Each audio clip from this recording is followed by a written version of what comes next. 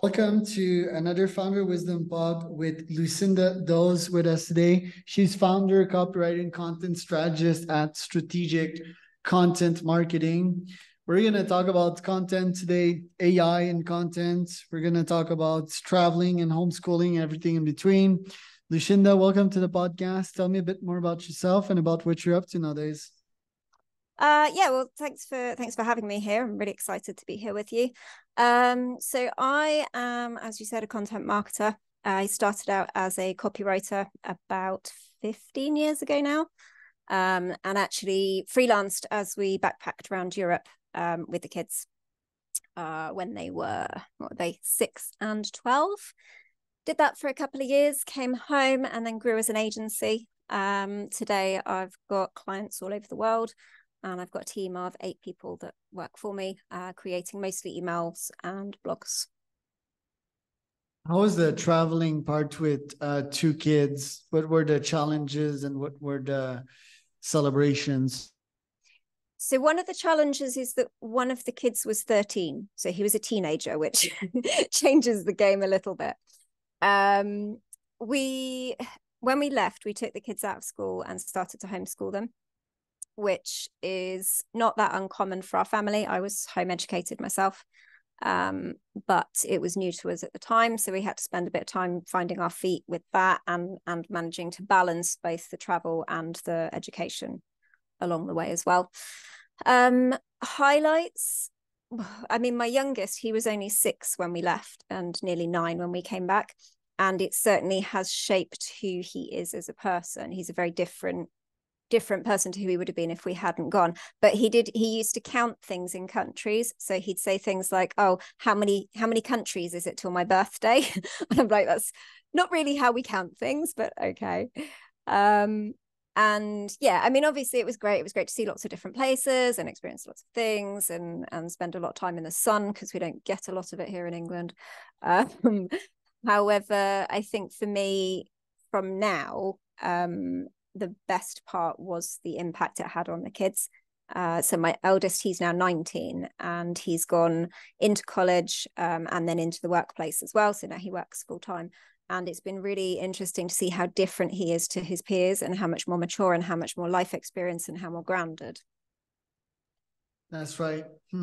Yeah, my parents brought me to some travels, obviously not like full-time nomads, but we did travel with them and went to many countries. And as a result, I became nomad myself when I was younger. So do you agree with that? How do you manage a teenager adult like while traveling? Is it like the emotional roller coaster and just complaining all the time, or how do you manage that? Yeah, so he was quite whingy. We made a point of coming home every 3 months so that he could spend a couple of weeks with his friends, keep those connections, see our family. He's quite family orientated. So he liked to come spend time with his cousins and things. And yeah, but he was whingy while we were away. And the funny thing is, we went on a holiday recently, and my younger son is now 13 and my older son is 19, and my 13-year-old son was whinging and whining and being 13 while we're on this holiday. And my oldest son, and he says, Mum, is that what I was like when we traveled? I was like, yeah, dude, it was. And he's like, I'm so sorry. So we did accommodate it in certain ways. We made sure that we always had separate bedrooms. So we used Airbnbs when we traveled. We made sure the teenager always had his own room, his own space, and place to get away from us. We also came home, made sure he had contact with his friends, and we gave them more internet access than I would have done if we'd been at home. So he would game more with his friends online than I would have perhaps preferred, but it kept him connected and it kept him kind of happier. Good tip. What about homeschooling? Good investment or not? Absolutely. So my youngest has only ever been to school for 1 year in reception, which is age 4 here. So it's like play school, like they play games and things, and he's never been to school since. And then my eldest, he went to school until he was 9, and then we homeschooled after that. I would say they are confident and they have the opportunity to do the things that they really enjoy and and focus on what they're good at rather than having to become average at everything. So my eldest, he was really into science. He's into environmental science and geology and all that kind of stuff. He was teaching me quantum physics at 13. Like, that was his thing. My younger son spends about 3 hours a day playing music. He plays the cello, he plays the violin, he plays the piano. I've got a bass guitar over there. And if they were in school, they wouldn't have that opportunity to focus on what they're good at. How did you work when that happened? Did you had your business back then? And yeah, tell us about your evolution as an entrepreneur. So I actually started my first business when I was 18. My older son, obviously I said he's 19. I was only 18 when he was born. He was a little bit earlier than we would have planned for. And I didn't want to put him in daycare full time. I wanted to raise him myself. So I started a dance fitness school. And I ran that until I was 24. And I sold that to some of the instructors actually that I'd kind of trained up when I decided I wanted to go on maternity leave for my second child. But obviously, if you've been in business, you know that you can't have a good business if you don't know how to market and sell. So I'd learned how to market, how to sell. So I went on maternity leave, sold the business, and then realized that was quite dull and I was quite bored and I needed to do something else. So I worked with my husband. He had a wedding entertainment company. And I took his company that it was very, very small. He was just doing the occasional wedding DJ gig here and there. And we scaled that above 6 figures within a year, which helped support us while we traveled. We kept that business for 15 years. And that supported us while we traveled. And I also, through doing that, kind of niched in on okay, I really like this marketing stuff. Actually, what I really like is the copywriting side of things. So while we traveled, I freelanced as a copywriter, clients all over the place, all different industries. And then when we came home, I decided to scale more, bring on more writers, bring on a team, build it out like an agency. Right. And okay, how many employees do you have nowadays? And can GPT replace some of them? It's a good question. So I've got a team, I think it's 8 at the moment. We've just had some changes. GPT has helped us in our research. We use it for research. We use it for ideas. We don't use it for content generation because no matter how many people tell me, oh yeah, it's all about the prompt, it's all about the prompt. No matter how many prompts I put in, I cannot get it to give me something that I would put my name to. And so I think we're still a little way off it replacing my writing team. We use it for research.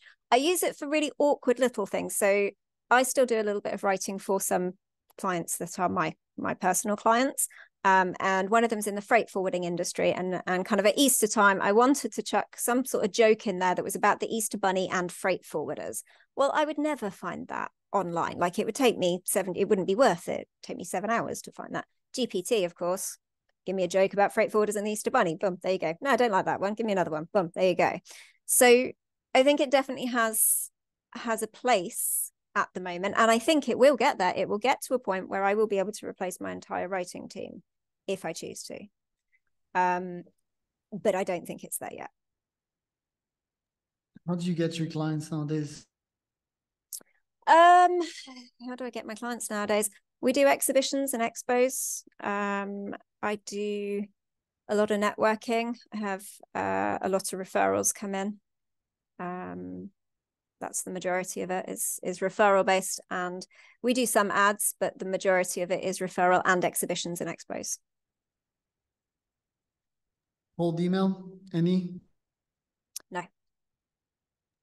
So pure SEO, like, how much clients do you have on your current roster, and how much do you hope to grow for next year? So we've currently got somewhere around 30, 35 clients. I would like to add another 10 over the next year. And you charge them anywhere from 1 to 3K a month? Yeah. We've got a few clients that are kind of grandfathered in on an old rate. But the majority is 1,000 to 3,000 per month. How will you get to 50? What kind of methods will you use? So one of the things we're doing at the moment is we're looking at niching down a little bit more onto email. Email automations, email follow-up, sales campaigns, etc. And one of the reasons we're doing that is for quite a while, so this actually ties into the GPT question as well. For quite a while, we did a lot of blogging. That was kind of a lot of our bread and butter kind of work was blogging. We have seen a shift and a reduction of interest in the blog services. And my assumption is that people are using GPT for that. Whether I would consider it to be the standard that we would produce, I don't think so. But that doesn't change the fact that consumer level, people are going, hey, there's this tool, hey, we can use this, let's bosh out a load of SEO content and see where we go. Because of that, we're niching down on the emails, and we will be running some ads, some funnels. We've got some social media stuff starting up in the new year. How do people subscribe to newsletters? Why would they subscribe to an email marketing newsletter? We've got various different lead baits that we offer, lead gen stuff. We've got some email marketing cheat sheets. We've got blog content ideas.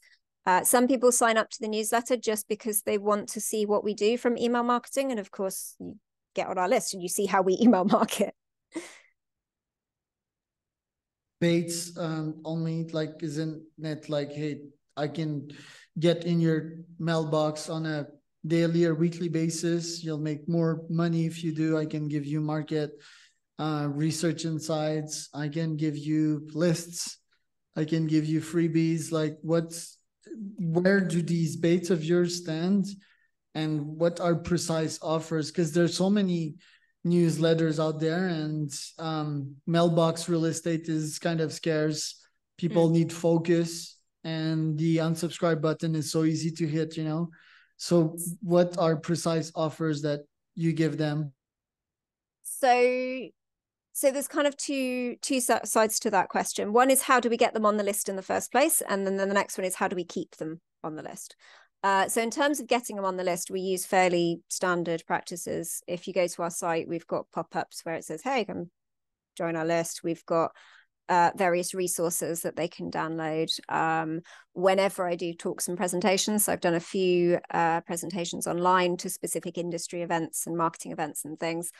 We've got QR codes that people scan to get whatever that's related to the talk that we're giving that particular day. So what did I do recently? We had like a free email marketing review, so they could scan in and get a free email marketing review. In terms of how we keep them on the list, we do a lot of story-based email. So a huge amount of what we do is building a relationship. So I'm not your typical, like, get you on my list, then I'm going to pitch and sell and sell and sell and sell until you buy something from me. We have a bit more of a laid back and engagement focused approach. So yes, we are selling, but not in a hard kind of buy from me right now way.